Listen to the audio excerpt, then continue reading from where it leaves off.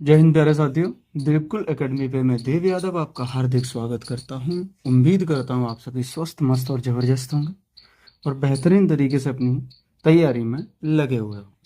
Current affair की जो हमारी ये सीरीज है, जिसमें आज हम 25 सितंबर का करंट अफेयर का रिवीजन करने वाले हैं और बहुत ही बेहतर तरीके से हम इसका रिवीजन करेंगे।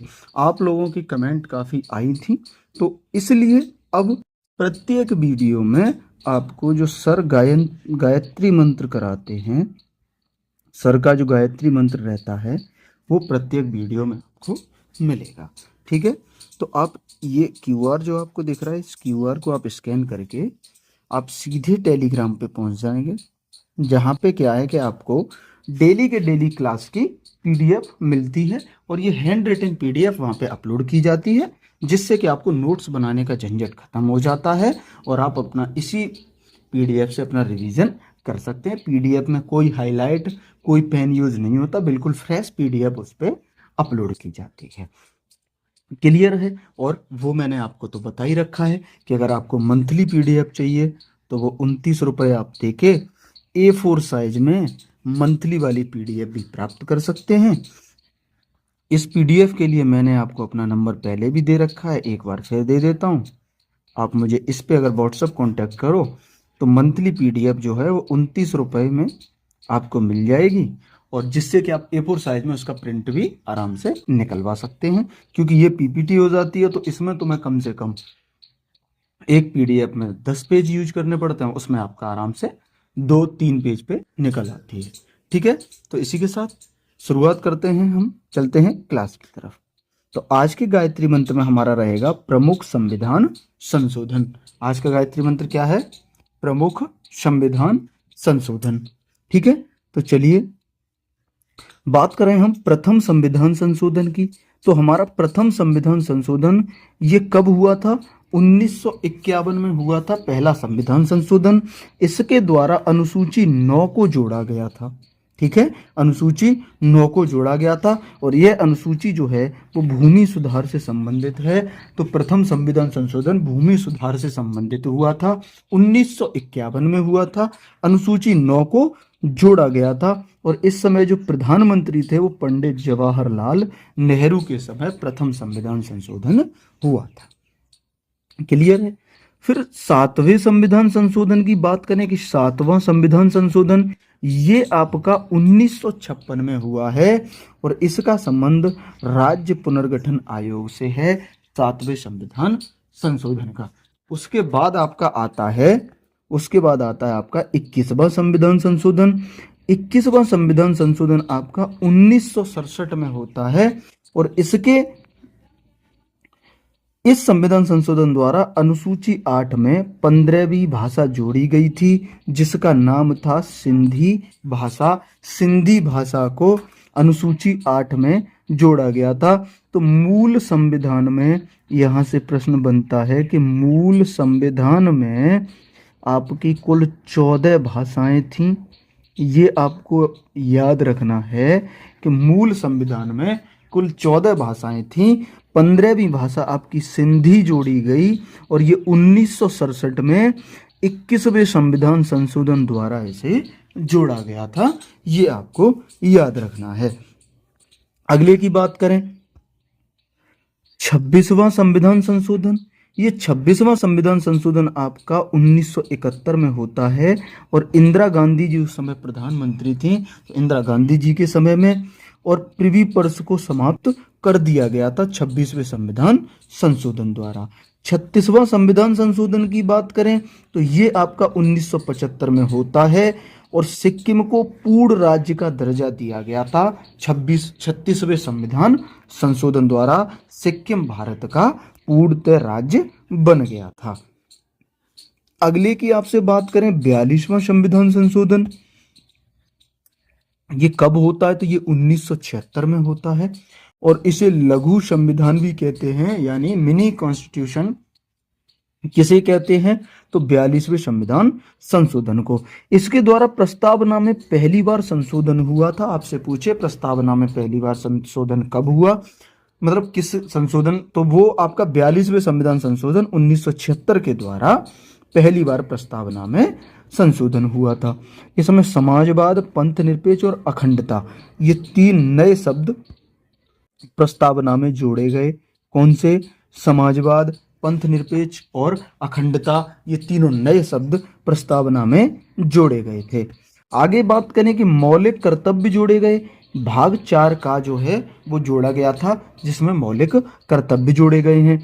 अनुच्छेद 39A जोड़ा गया है। 39A में क्या है? निशुल्क कानूनी सहायता है, तो अनुच्छेद 39A जोड़ा गया। और अनुच्छेद 48A जोड़ा गया है। 48A आपका पर्यावरण से संबंधित है। किससे संबंधित है 48A? ये आपका पर्यावरण से संबंधित है। यहां तक क्लियर है। अगले की आपसे बात करें 44वां संविधान संशोधन, तो ये आपका कब होता है? 1978 में होता है 44वां संविधान संशोधन। और इसके तहत संपत्ति के अधिकार को मौलिक अधिकार से बाहर कर दिया गया था और इस संपत्ति के अधिकार को अनुच्छेद 300A के तहत कानूनी अधिकार बनाया गया था। तो आपसे अगर पूछ ले कि संपत्ति के अधिकार को मौलिक अधिकार की श्रेणी से बाहर किया गया कब, तो 1978 में किया गया था। 44वें संविधान संशोधन द्वारा किया गया था। और इसे कहां पहुंचा दिया गया था? तो अनुच्छेद 300A के तहत इसे कानूनी अधिकार बना दिया गया था। क्लियर है।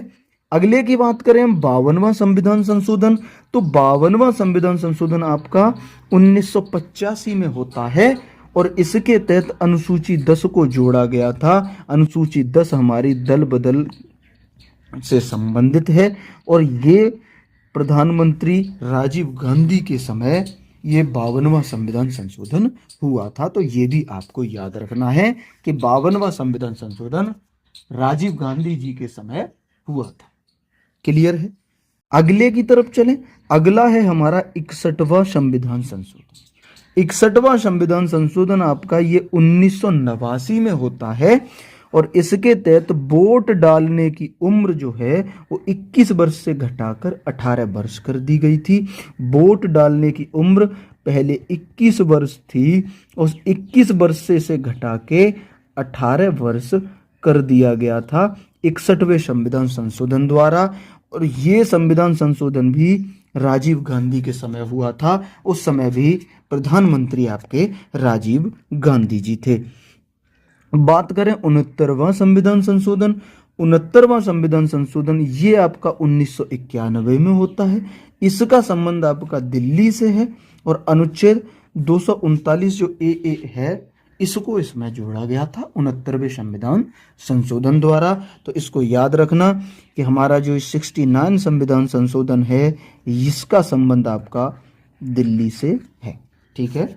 अगले की तरफ अगर हम बढ़ें तो अगला है हमारा 70वां संविधान संशोधन। इसकी बात करें ये कब हुआ, तो 1992 में होता है और राष्ट्रपति के चुनाव में दिल्ली व पुदुचेरी के निर्वाचित एमएलए भी भाग लेंगे, ये इसमें कहा गया था। ठीक है। आगे की तरफ बढ़े 71वां संविधान संशोधन। 71वां संविधान संशोधन आपका ये कब होता है, ये आपका 1992 में होता है 71वां संविधान संशोधन। और इसके तहत अनुसूची 8 में 3 नई भाषाएं जोड़ी गई थी। 3 नई भाषाएं कौन कौन सी जोड़ी गई थी, तो आपकी नेपाली, मणिपुरी और कोंकणी, ये 3 नई भाषाएं जोड़ी गई थी।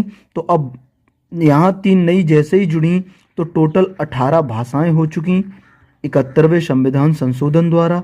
यहाँ तक कितनी भाषाएं हो गई, 18, क्योंकि मूल संविधान में 14 थी। 21वें कॉन्स्टिट्यूशन अमेंडमेंट द्वारा, जो 21वां कॉन्स्टिट्यूशन अमेंडमेंट था उसके द्वारा सिंधी को जोड़ दिया गया था। ठीक है। तो 14 थी, सिंधी जोड़ी 15 हो गई, अब 3 ये जोड़ दी गई, तो अब तक यहाँ 18 भाषाएं हो चुकी हैं 71वें संविधान संशोधन तक। ठीक है। कौन कौन सी, नेपाली, मणिपुरी और कोंकणी जोड़ी गई। क्लियर है। अगले की तरफ बढ़े 73वां संविधान संशोधन। ये आपका 1992 में होता है और लागू ये 24 अप्रैल 1993 से ये लागू होता है। इसमें भाग 9 और अनुच्छेद 243 से 243 ओ जोड़े गए थे, यानी भाग 9 जोड़ा गया और अनुच्छेद 243 से 243 ओ तक जोड़े गए थे। अनुसूची 11 जोड़ी गई। अनुसूची 11 में पंचायती राज से संबंधित है अनुसूची 11, और पंचायत में विषय टोटल कितने, तो कुल 29 विषय इसमें जोड़े गए थे। तो ये भी आपको याद रखना है। अगले की बात करें कि 74वां संविधान संशोधन, ये आपका 1992 में होता है। भाग 9 ए जोड़ा गया, अनुसूची 12 जोड़ी थी। अनुसूची 12 में भाग 9 ए जोड़ा गया था और ये नगर पालिका से संबंधित है और नगर पालिका में कुल 18 विषय रखे गए। बात करें 86वां संविधान संशोधन, ये आपका 2002 में होता है। अनुच्छेद 21 ए जोड़ा गया। इसमें 21 ए आपका शिक्षा का अधिकार एक मौलिक अधिकार होगा। ये इसमें कहा गया कि अनुच्छेद 21 ए क्या है कि शिक्षा का अधिकार एक मौलिक अधिकार होगा। क्लियर है। अगले की तरफ चलें। अगला है आपका 89वां संविधान संशोधन, ये कब हुआ था, तो 2003 में होता है।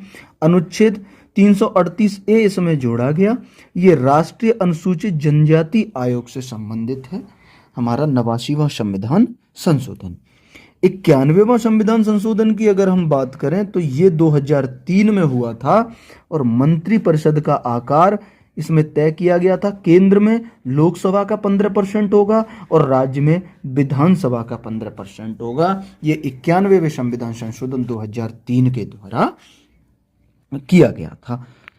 अगले की इसमें आपसे बात करें कि 92वां संविधान संशोधन, ये कब होता है, 2003 में होता है। अनुसूची 8 में 4 नई भाषाएं जोड़ी गई। कौन कौन सी, वोडो, डोंगरी, मैथिली और संथाली। अब 4 नई और जोड़ दी गई। पहले एक जोड़ी गई थी सिंधी, पहले कौन सी जोड़ी गई थी, सिंधी। फिर नेपाली जोड़ी गई, मणिपुरी जोड़ी गई, मणिपुरी का एम बना दो, नेपाली, मणिपुरी और कोंकणी 3 जोड़ी गई थी। हमारी 18 हो चुकी थी। अब इसमें 4 और जोड़ दी तो टोटल कितनी भाषाएं हो गई, 22 भाषाएं हो गई। तो वर्तमान में संविधान में कितनी भाषाओं का उल्लेख है, तो आप याद रखेंगे कि 22 भाषाओं का वर्तमान में संविधान में उल्लेख है। ये 3-4 और जोड़ी गई, बोडो, डोंगरी, मैथिली और संथाली। याद रखने के लिए 21वां संविधान संशोधन हुआ था। आपको याद कैसे रखना है, जैसे 21वां हुआ था, फिर 71वां हुआ था, इन दोनों को जोड़ दो तो 92वां हो गया। और 21वें में 1 जोड़ी गई थी, 71वें में 3, इन दोनों को जोड़ दो तो 4 हो गई। यानी 21वें में 1 भाषा जोड़ी, 71वें में 3 जोड़ी और 92वें में 4 जोड़ी। इन दोनों को जोड़ा तो 92वां संविधान संशोधन, इन दोनों को जोड़ा तो जितनी भाषाएं जोड़ी वो निकल के आ गया। ये एक आपकी ट्रिक सी बन जाती है, तो आप ऐसे भी याद कर सकते हैं। अगले की बात करें आपसे 97वां संविधान संशोधन, तो ये आपका कब हुआ, 2011 में होता है 97वां संविधान संशोधन। भाग 9 बी जोड़ा गया था इसके द्वारा, सहकारी समिति से यह संबंधित है। और अनुच्छेद 43 बी जोड़ा गया 97वें संविधान संशोधन द्वारा। अगले की तरफ बढ़े। अगला है आपका 99वां संविधान संशोधन। ये होता कब है, तो 2014 में। राष्ट्रीय न्यायिक नियुक्ति आयोग बनाया गया और सुप्रीम कोर्ट ने इसे असंवैधानिक घोषित कर दिया। तो एकमात्र संविधान संशोधन है जिसे सुप्रीम कोर्ट ने असंवैधानिक घोषित किया है, वो कौन सा है, वो है आपका 99वां संविधान संशोधन। यहां तक क्लियर है। 100वां संविधान संशोधन की बात करें तो ये 2015 में होता है। 3 बीघा कॉरिडोर समझौता होता है किस किस के बीच, भारत और बांग्लादेश के बीच में। फिर आपसे 103वां संविधान संशोधन की अगर बात करें तो कब होता है, ये 2019 में होता है। 2019 लिख दिया। ये होता है आपका 2019 में होता है, ये आपको याद रखना है। इसके तहत ईडब्ल्यूएस को 10% आरक्षण दिया गया है। अनुच्छेद 15(6) व अनुच्छेद 16(6) इसमें जोड़े गए हैं। ईडब्ल्यूएस को 10% जो आरक्षण दिया गया है उसमें कुछ शर्तें रखी गई, चलो वो आपके मतलब की अभी नहीं है, इन्हें देखो। 104वां संविधान संशोधन की बात करें तो SC/ST सीटों का आरक्षण 10 वर्ष के लिए बढ़ाया गया लोकसभा और राज्यसभा में। हुआ कब था? तो ये संविधान संशोधन 2019 में होता है, 104वां संविधान संशोधन। और एंग्लो इंडियन का पद समाप्त कर दिया गया था 104वें संविधान संशोधन के द्वारा। तो ये इंपॉर्टेंट है, इसको याद रखना कि एंग्लो इंडियन का पद 104वें संविधान संशोधन द्वारा 2019 में समाप्त कर दिया था। अगले की आपसे बात करें, 105वां संविधान संशोधन, ये आपका 2021 में होता है। और राष्ट्रीय पिछड़ा वर्ग आयोग में कौन कौन सी जाति को शामिल किया जाएगा, ये इस संविधान संशोधन में बताया गया था। बात करें आपसे 106वां संविधान संशोधन, तो 2003 में होता है और नारी शक्ति बंधन अधिनियम से ये संबंधित है 106वां संविधान संशोधन। तो ये थी हमारी आज की गायत्री मंत्र की सीरीज, जिसमें थोड़ा टाइम तो लगा है लेकिन डिटेल्ड में बेहतर तरीके से आपको समझाने का मैंने प्रयास किया है। तो गायत्री मंत्र सीरीज ये है, इसमें भी आप कमेंट करना कि इसको कंटिन्यू हर क्लास में रखें या नहीं। ठीक है, आप मुझे बताना, वैसा रखेंगे। अब चलते हैं हम अपनी करंट अफेयर की क्लास की तरफ।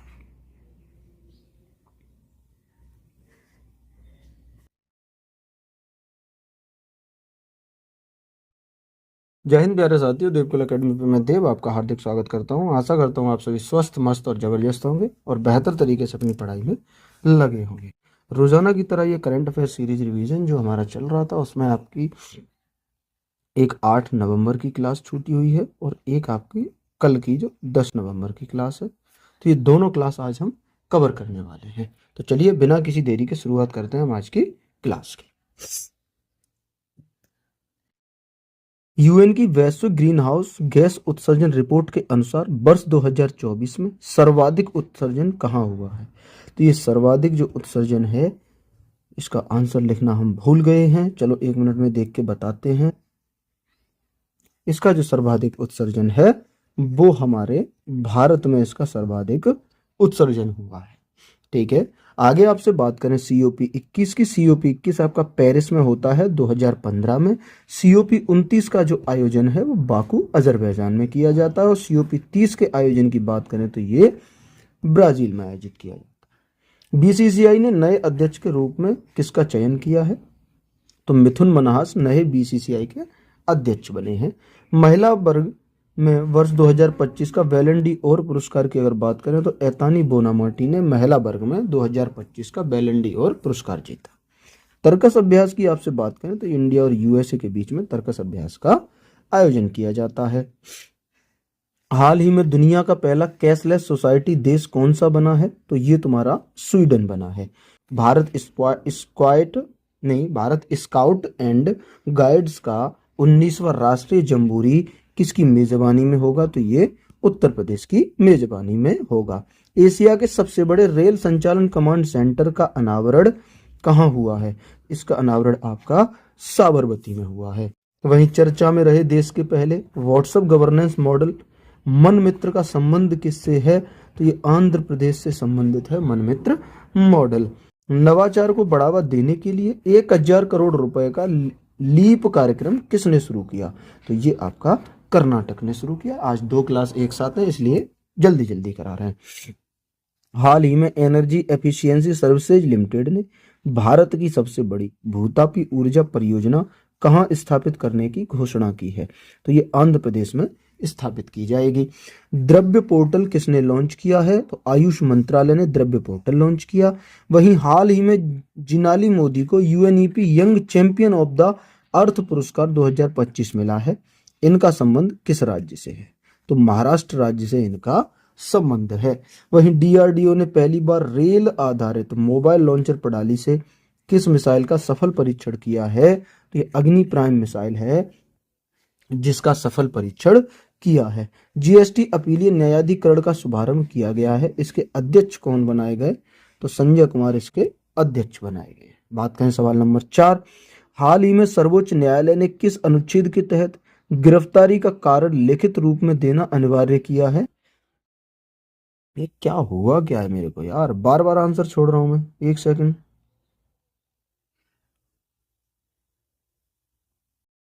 तो ये क्या हो गया यार? ठीक है, गिरफ्तारी का जो वारंट वो अपना अनुच्छेद 22, अनुच्छेद कौन सा? 22 आपको याद रखना है। आगे बात करें, हिमांशी टोकस किस खेल में जूनियर विश्व रैंकिंग में शीर्ष स्थान पर पहुंचने वाली पहली भारतीय खिलाड़ी बनी है? तो ये जूडो में शीर्ष रैंकिंग में पहुंचने वाली पहली भारतीय खिलाड़ी बनी है। हाल ही में स्पेस टेक स्टार्टअप अग्निकुल ने भारत की पहली रॉकेट 3D प्रिंटिंग सुविधा कहां शुरू की है? तो ये चेन्नई में शुरू की है। वहीं भारत की मेजबानी में पहली बार ISSF जूनियर विश्व कप 2025 का कौन सा संस्करण प्रारंभ हुआ है? इसका ये 11वां संस्करण प्रारंभ हुआ है। बात करें भारतीय वन्यजीव संस्थान की रिपोर्ट के अनुसार भारत में दर्ज गिद्धों के घोंसलों का लगभग 63% कहाँ है? तो ये महाराष्ट्र और राजस्थान में है, लगभग 63%। चीफ ऑफ डिफेंस स्टाफ के रूप में किसके कार्यकाल का विस्तार हुआ है? ये अनिल चौहान के कार्यकाल का विस्तार हुआ है। छठवां नदी उत्सव कहाँ प्रारंभ हुआ? तो ये आपका दिल्ली में प्रारंभ हुआ है। किस राज्य के डुगोंग संरक्षण रिजर्व को IUCN की मान्यता मिली है? तो ये तमिलनाडु का है जिसे मान्यता मिली है। भारत ने संयुक्त राष्ट्र AI उत्कृष्टता केंद्र के रूप में किसे नामित किया है? तो इसमें भारत ने IIT मद्रास को नामित कर दिया है। हाल ही में स्पेस किड्स इंडिया द्वारा विकसित भारत का पहला इलेक्ट्रिक रॉकेट कौन सा है? तो वो वायुपुत्र भारत का पहला इलेक्ट्रिक रॉकेट है। भारत का पहला स्वदेशी माइक्रो प्रोसेसर की बात करें तो विक्रम 32 है। वहीं MiG-21 विमान के सेवा मुक्त होने का समारोह कहाँ हुआ है? तो आप चंडीगढ़ याद रखेंगे कि इसका समारोह चंडीगढ़ में हुआ है। आयुष मंत्रालय ने अपनी तरह का पहला एकीकृत तंत्रिका पुनर्वास केंद्र प्रयास का शुभारंभ कहाँ किया है? तो ये गोवा में इसका शुभारंभ किया गया है। विगवेस लीग में शामिल होने वाले पहले भारतीय कौन बने हैं? तो ये आपके R अश्विन बने हैं। और वहीं कोंकण अभ्यास आपसे पूछ ले तो इंडिया और इंग्लैंड के बीच में कोंकण अभ्यास का आयोजन किया जाता है। भारतीय वायुसेना की 93वीं वर्षगांठ का समारोह कहाँ आयोजित होगा? ये आपका गुवाहाटी में होगा। वायुसेना दिवस की बात करें तो 8 अक्टूबर और नेवी दिवस की बात करें तो 4 दिसंबर को मनाया जाता है। भारत के अटॉर्नी जनरल पद पर किसे नियुक्त किया गया है? तो इसमें R वेंकटरमनी को नियुक्त किया गया है। वहीं किस राज्य के गोकुल जलाशय और उदयपुर झील को रामसर स्थलों की सूची में शामिल किया गया है? तो ये दोनों बिहार के हैं जिन्हें रामसर स्थलों की सूची में शामिल कर लिया। भारत का पहला संविधान संग्रहालय आपसे पूछे तो सोनीपत हरियाणा में भारत के पहले संविधान संग्रहालय का उद्घाटन हुआ। हाल ही में राष्ट्रीय कैंसर जागरूकता दिवस 2025 कब मनाया गया है? तो ये आपका 7 नवंबर को। विश्व जागरूकता दिवस की बात करें तो 4 फरवरी को मनाया जाता है। भाई UPI अपनाने वाला 8वां देश कौन सा बना है? तो कतर 8वां देश बन गया जिसने UPI को अपना लिया है। मुख्य न्यायाधीश BR गवई ने दूसरे राष्ट्रीय मध्यस्थता सम्मेलन का उद्घाटन किया है कहाँ पे? तो ये किया है भुवनेश्वर, उड़ीसा में। विश्व पर्यटन दिवस की अगर बात करें तो 27 सितंबर को विश्व पर्यटन दिवस मनाया जाता है। वहीं भारत ने फाइनल में किसे हराकर 9वीं बार एशिया कप का खिताब जीता है? तो ये भारत ने पाकिस्तान को हराकर 9वीं बार एशिया कप का खिताब जीत लिया है। हाल ही में मनोहर पर्रिकर युवा वैज्ञानिक पुरस्कार 2025 से किसे सम्मानित किया गया है? तो डॉक्टर साईं गौतम को सम्मानित किया गया है। आपसे पूछे विश्व हृदय दिवस 2025 कब मनाया गया है? तो ये आपका 29 सितंबर को विश्व हृदय दिवस 2025 का आयोजन किया गया। भारत में पहली बार विश्व सी फूड कांग्रेस 2026 का आयोजन कहाँ हुआ है? तो ये आपका चेन्नई में इसका आयोजन हुआ। वहीं केंद्रीय मंत्री श्री सोनोवाल ने भारत के पहले समुद्री सिमुलेशन केंद्र का उद्घाटन कहाँ किया है? तो ये आपका चेन्नई में किया है। भारत के पहले समुद्री सिमुलेशन केंद्र का उद्घाटन। फीफा 2026 के शुभंकर के रूप में लॉन्च क्लच का संबंध किस देश से है? तो ये USA से संबंधित है। बात करें लास्ट प्रश्न की, हाल ही में शहीद वीर नारायण सिंह स्मारक सह जनजातीय स्वतंत्रता सेनानी संग्रहालय का उद्घाटन कहाँ हुआ है? तो ये छत्तीसगढ़ में इसका उद्घाटन होता है। चर्चा में रही माही बांसवाड़ा परमाणु ऊर्जा परियोजना की क्षमता कितनी है? तो ये 4 परमाणु ऊर्जा केंद्र बनाए, जिस एक की क्षमता 700 मेगावाट है, तो टोटल ये 2800 मेगावाट इसकी क्षमता है। आरबीआई का डिप्टी गवर्नर किसे नियुक्त किया गया है, तो ये सीरीज को आरबीआई का डिप्टी गवर्नर नियुक्त किया गया। वहीं कूनो राष्ट्रीय उद्यान में भारत में जन्मी पहली वयस्क मादा चीता का नाम क्या है, तो ये मुखी इसका नाम रखा गया और इसका जन्म कूनो राष्ट्रीय उद्यान में हुआ। Change maker of the year पुरस्कार से किसे सम्मानित किया गया है, तो इसमें डीआरडीओ को change maker of the year के पुरस्कार से सम्मानित कर दिया। बात करें मेधांश सीरीज की, एपिसोड नंबर 4, तो समान कार्य के लिए समान वेतन संविधान के किस अनुच्छेद में वर्णित है, तो ये 39D में वर्णित है। समान कार्य के लिए समान वेतन। संसद में सत्रावसान और सत्र आहूत की शक्ति किसके पास है, ये आपकी राष्ट्रपति के पास है। संसद में सत्रावसान और सत्र आहूत की शक्ति। आपसे पूछे कैबिनेट मिशन के अध्यक्ष कौन थे, तो ये पैंथिक लॉरेंस कैबिनेट मिशन के अध्यक्ष थे।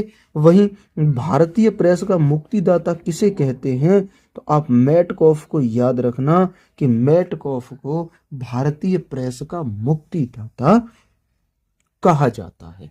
बात करें 1901 में भौतिकी क्षेत्र में किसे नोबेल पुरस्कार मिला है, तो रोंटगेन को मिला है और एक्सरे की खोज के लिए इन्हें 1901 का नोबेल पुरस्कार दिया गया था।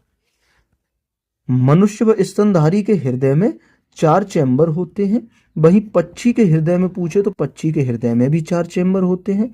मछली के में होते हैं 2, और आपसे अगर मेंढक पूछे तो मेंढक के में होते हैं 3। वहीं सांप के में भी 3 और मगरमच्छ के में 4 का चैम्बर होते हैं। रेपो रेट बढ़ने पर महंगाई पर क्या प्रभाव पड़ता है, तो ये महंगाई कम होगी अगर रेपो रेट बढ़ती है तो। लानीनो कैसी जलधारा है, तो लानीनो ये ठंडी जलधारा है। और करीबा बांध किस नदी के ऊपर है, तो ये जाम्बेजी नदी के ऊपर आपका करीबा बांध निर्मित है। अश्वान बांध आपसे अगर पूछे तो नील नदी के ऊपर अश्वान बांध स्थित है। तो ये हमारी यहाँ 8 नवंबर की क्लास समाप्त होती है। ठीक है, 8 नवंबर वाली क्लास का रिवीजन हमारा समाप्त होता है। अब चलते हैं हम अपनी 10 नवंबर की क्लास की तरफ। एक ही क्लास में दोनों आज हम खत्म करेंगे। ये हमने यहाँ अक्टूबर लिख दिया है, बल्कि यहाँ पे अक्टूबर नहीं नवंबर है, नवंबर। ठीक है, आज हम 10 नवंबर की क्लास का जो रिवीजन है वो करने वाले हैं और बहुत अच्छे तरीके से हम इस क्लास का रिवीजन करेंगे। ठीक है, कोई दिक्कत? चलिए, हाल ही में 15 साल से कम उम्र के बच्चों के लिए सोशल मीडिया पर प्रतिबंध लगाने की घोषणा किसने की है, तो ये डेनमार्क ने इसकी घोषणा कर दी है। भारतीय सेना ने उच्च ऊंचाई प्रौद्योगिकी प्रदर्शन अभ्यास दिव्य दृष्टि का आयोजन कहाँ किया है, तो सिक्किम में इसका आयोजन किया है। वहीं वर्ष 2025-26 की डॉक्टर बीसी राय फुटबॉल ट्रॉफी विजेता कौन है, तो ये मणिपुर इसका विजेता बना है वर्ष 2025-26 का। भारत का पहला मेक इन इंडिया 1 मेगावाट हरित हाइड्रोजन संयंत्र कहाँ प्रारंभ हुआ है, ये कांडला गुजरात में प्रारंभ हुआ है। COP30 कहाँ प्रारंभ होगा, तो ये वेलेम ब्राजील में COP30 का आयोजन हुआ। COP29 का जो आयोजन है वो वाकू अजरबैजान में होता है। COP30 के आयोजन की बात करें 10 से 21 नवंबर तक इसका आयोजन होगा और इसकी थीम आपको याद रखनी है, समझौते से कार्यवाही तक इसकी थीम रखी गई है। भारत ने वर्ष 2025 विश्व जूनियर टीम स्क्वैश चैंपियनशिप में 13 साल बाद कौन सा पदक जीता है, तो भारत ने इसमें 13 साल बाद ब्रॉन्ज मेडल जीता है। इसरो ने चंद्रमा पर मौजूद जीवन की नकल करने वाले होप मिशन को कहाँ लॉन्च किया है, तो ये लद्दाख में इस मिशन को लॉन्च किया। बाकी हाल ही में $100 अरब के कुल कारोबार को पार करने वाला भारत का पहला सरकारी बैंक कौन सा है, तो SBI है, जो $100 अरब के कुल कारोबार को भी पार कर चुका है। किस देश में स्थित क्रेशेनिकोव ज्वालामुखी में 600 साल बाद विस्फोट हुआ है, तो ये रूस की ज्वालामुखी है जिसमें 600 साल बाद विस्फोट हुआ है। 71वें राष्ट्रीय फिल्म पुरस्कार 2023 में सर्वश्रेष्ठ फीचर फिल्म का अवार्ड किसे मिला है, तो ये 12th फेल को इसमें सर्वश्रेष्ठ फीचर फिल्म का अवार्ड दिया गया है। पहला बिम्स्टेक पारंपरिक संगीत महोत्सव कहाँ प्रारंभ हुआ, तो ये आपका नई दिल्ली में प्रारंभ होता है। क्लियर। हाल ही में नोबेल पुरस्कार विजेता जेम्स वॉटसन का 97 वर्ष की आयु में निधन हुआ है। इनका संबंध किस खोज से था, तो डीएनए खोज से इनका संबंध था। बात करें सऊदी अरब के रियाद में आयोजित पहले शतरंज ई स्पोर्ट्स विश्व कप 2025 का विजेता कौन है, तो मैग्नस कार्लसन इसके विजेता हैं। 43वें लोकमान्य तिलक राष्ट्रीय पुरस्कार किसे दिया गया, तो ये नितिन गडकरी को 43वां लोकमान्य तिलक राष्ट्रीय पुरस्कार दिया गया है। किस राज्य के पूर्व सीएम शिबू सोरेन का निधन हुआ है, तो झारखंड के पूर्व सीएम थे, इनका निधन हो गया है। वहीं अंडर 9 कैटेगरी में यूएस किड्स गोल्फ चैंपियनशिप किसने जीती है, तो ये वेदिका इसकी विजेता बनी। हाल ही में राष्ट्रीय विधिक सेवा दिवस 2025 कब मनाया गया है, तो ये आपका 9 नवंबर को। गोमती नगर रेलवे स्टेशन किस राज्य का पहला निजी रेलवे स्टेशन बना है, तो ये उत्तर प्रदेश का पहला निजी रेलवे स्टेशन बना है। चर्चा में रही आर कौशिक की पुस्तक the rise of the hitman का संबंध किससे है, तो रोहित शर्मा से ये पुस्तक संबंधित है, रोहित शर्मा की पुस्तक है। हर्बल औषधि सुरक्षा और विनियमन पर WHO IRCH कार्यशाला कहाँ प्रारंभ होगी, तो ये आपकी गाजियाबाद में प्रारंभ होगी। विश्व हिंदी सचिवालय की आपसे बात करें तो मॉरिशस में विश्व हिंदी सचिवालय स्थित है। सवाल नंबर 6 है, हाल ही में किस राज्य में पहले तकनीकी शिक्षा एवं प्रशिक्षण स्वाहिद कनकलता बरुआ राज्य विश्वविद्यालय की आधारशिला कहाँ रखी गई है, ये असम में रखी गई है। फीफा और AIFF लड़कियों के लिए भारत की पहली फीफा टैलेंट अकादमी कहाँ प्रारंभ करेंगे, तो ये हैदराबाद में प्रारंभ करेंगे। असम राइफल्स और भारतीय वायुसेना ने भूस्खलनों के कारण कटे हुए गांवों की सहायता के लिए ऑपरेशन सहयोग कहाँ चलाया है, तो ये मणिपुर में ऑपरेशन सहयोग चलाया है। वहीं 2025 पैन अमेरिकन हॉकी कप में किस देश की पुरुष और महिला दोनों टीमों ने स्वर्ण पदक जीते हैं, तो ये अर्जेंटीना की पुरुष और महिला दोनों टीमों ने स्वर्ण पदक जीते हैं। बात करें हाल ही में भारत में 91वें शतरंज ग्रैंड मास्टर कौन बने हैं, तो राहुल BS बने हैं। 90वें की बात करें तो इलम पर्थी और 89वें की बात करें तो रोहित कृष्णा हैं, ये भी आपको याद रखने हैं। भारत के पहले शतरंज ग्रैंड मास्टर की बात करें तो विश्वनाथ आनंद आपको याद रखने हैं। वैश्विक AICTE इंडेक्स 2025 में बेंगलुरु को कौन सा स्थान मिला है, तो इसमें 26वां स्थान बेंगलोर को मिला है। अंतरराष्ट्रीय सौर गठबंधन का 107वां सदस्य कौन बना, तो अंतरराष्ट्रीय सौर गठबंधन का 107वां सदस्य मालदोवा बना है। ध्रुव स्पेस पहला व्यावसायिक मिशन लीप 1 किससे लॉन्च करेगा, तो ध्रुव स्पेस जो फाल्कन 9 से पहला व्यावसायिक मिशन लीप 1 को लॉन्च करेगा। हाल ही में गरीबी उन्मूलन के लिए भारत की प्रमुख पहल डे NRLM को अपनाने की घोषणा किसने की है, तो इथियोपिया ने इसकी घोषणा की है। लड़कियों की उच्च शिक्षा को बढ़ावा देने के लिए CM निजुत मोइना असोनी 2.0 किसने प्रारंभ की है, तो ये आसाम ने इसे प्रारंभ किया है। बात करें 25वां एशियो शिखर सम्मेलन, ये आपका चीन में 25वें एशियो शिखर सम्मेलन का आयोजन होता है। उत्तराखंड के उत्तरकाशी जिले में भारी वर्षा के कारण किस नदी में आकस्मिक बाढ़ ने व्यापक तबाही मचाई है, तो ये खीर गंगा नदी में जो आकस्मिक बाढ़ आई थी उसने व्यापक तबाही मचाई है। 12वें विश्व खेल 2025 का आगाज कहाँ हुआ है, तो इसका आगाज आपका चीन में हुआ है। हाल ही में वाइब कोडिंग को वर्ष 2025 का बर्ड ऑफ द ईयर किसने घोषित किया है, तो ये कॉलिंस डिक्शनरी ने इसे बर्ड ऑफ द ईयर घोषित किया। किशोर न्याय अधिनियम के तहत सांकेतिक भाषा विशेषज्ञों को पैनल में शामिल करने वाला पहला राज्य कौन सा है, तो ये आपका पंजाब पहला राज्य बना है। वहीं पहला वैश्विक एमएस स्वामीनाथन पुरस्कार 2025 के विजेता डॉक्टर एडोमोला एडेनले का संबंध किस देश से है? इनका संबंध नाइजीरिया से है। बात करें आपसे क्षमता निर्माण आयोग का नया अध्यक्ष किसे नियुक्त किया गया? एस राधा चौहान को क्षमता निर्माण आयोग का नया अध्यक्ष बनाया गया। एसडीजी में भारत की रैंक आपसे पूछे तो 99 भारत की रैंक है आपकी एसडीजी। हाल ही में सांस्कृतिक भव्यता के साथ 100 ड्रम्स बांग्ला महोत्सव का समापन कहाँ हुआ? तो मेघालय में इसका समापन हुआ है। WHO ने किसे ट्रिपेनोसोमियासिस या निद्रा रोग से मुक्त घोषित किया है? तो केन्या को WHO ने ट्रिपेनोसोमियासिस या निद्रा रोग से मुक्त घोषित किया। भारतीय रेलवे ने एशिया की सबसे लंबी मालगाड़ी रुद्रस्त्र का सफलतापूर्वक ट्रायल रन किया है। इसकी लंबाई कितनी है? तो ये 4.5 किलोमीटर लंबी है। इसका नाम पूछे तो आपको रुद्रस्त्र याद रखना है। क्लियर है? आगे आपसे पूछे, हाल ही में केंद्रीय मंत्री डॉक्टर जितेंद्र सिंह ने भारत के पहले अत्याधुनिक पशु स्टेम सेल बायो बैंक और प्रयोगशाला का उद्घाटन किया है। तो ये कहाँ किया है?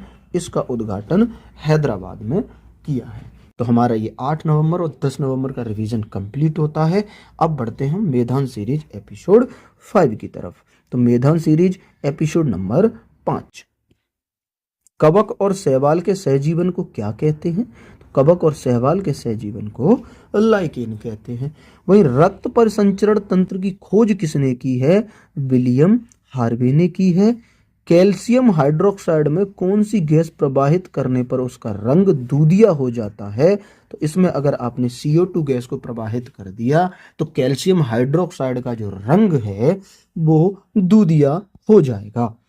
बस के चलने पर यात्रियों का पीछे की ओर गिरना न्यूटन के किस नियम का उदाहरण है? तो ये आपके प्रथम नियम या जड़त्व के नियम का उदाहरण है। बात करें अंटार्कटिका महाद्वीप की सर्वोच्च चोटी कौन सी है? तो ये माउंट विंसन मैसिव अंटार्कटिका महाद्वीप की सबसे ऊंची चोटी है।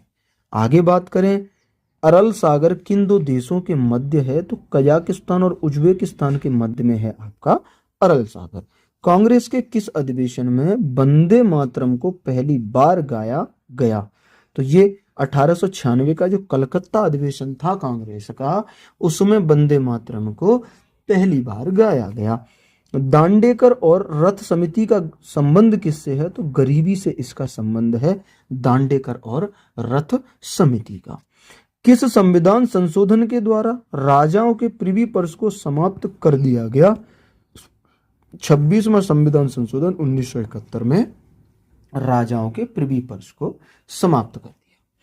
किस संवैधानिक आयोग को 2025 में 100 वर्ष पूर्ण हो चुके हैं? तो ये यूपीएससी है, जिसे 2025 में 100 वर्ष पूरे ये अपने कर चुका है। तो आज की क्लास हमारी यहीं पे समाप्त होती है। क्लास आपको कैसी लगी कैसी? प्लीज एक कमेंट करके जरूर बताएं और वीडियो को लाइक करें, ज़्यादा से ज़्यादा लोगों तक शेयर करें ताकि मेरे साथ भी ज़्यादा लोग जुड़ें और मुझे भी मोटिवेशन मिले और मैं भी इस कार्य को आगे इसी मेहनत और जुनून के साथ करता रहूं। बाकी मिलेंगे आपसे अगली क्लास में, तब तक के लिए नमस्ते, नमस्कार एंड जय हिंद, वंदे मातरम।